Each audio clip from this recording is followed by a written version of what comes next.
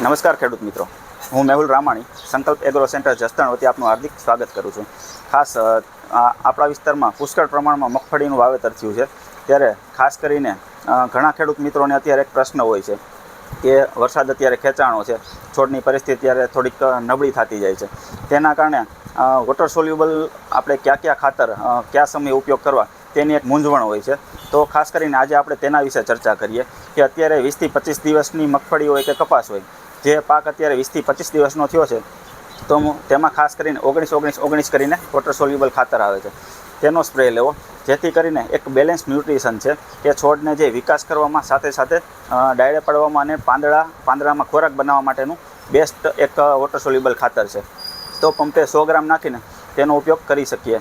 અને બીજા સ્ટેજમાં વાત કરીએ, જેને મગફળી અત્યારે માનો કે ઓરવીન વાવેતર કરેલું છે, તેને 30થી 40 દિવસ ઉપરની મગફળી છે, એટલે કે 30થી 35 દિવસની મગફળી થાય ત્યારે આપણે 1261નો ઉપયોગ કરી શકીએ.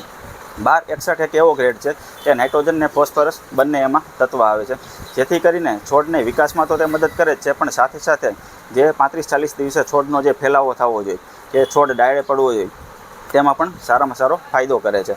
અને ત્યાર પછી આપણે વાત કરીએ કે ત્રીજા સ્ટેજમાં, તો કે 052-34 કરીને ખાતર આવે છે, જે ફૂલથી સૂયા બનવાની ટાઈમ હોય ત્યારથી માંડીને જે છોડમાં શક્તિ ઘટતી હોય અને પૂરતો ખોરાક ન મળી શકતો હોય, તો તેમાં ખાસ કરીને 052-34નો ઉપયોગ કરો, જેથી કરીને ફ્લાવરિંગથી માંડીને સૂયા બેસવાની જે પ્રશ્ન આપણે આવે છે તે સારામાં સારું એમાં કંટ્રોલ કરે.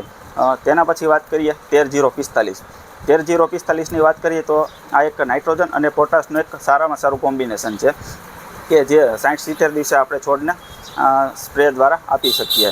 એમાં 13% નાઇટ્રોજન હોવાથી છોડને શક્તિ તો પૂરી પાડે છે પાંદડાને, પણ સાથે સાથે 45% જે એમાં પોટાશનો ભાગ છે, તે જે દોડવાની અંદર જે ખોરાક પૂરતો હોય તેમાં પણ સારામાં સારું કામ કરે છે.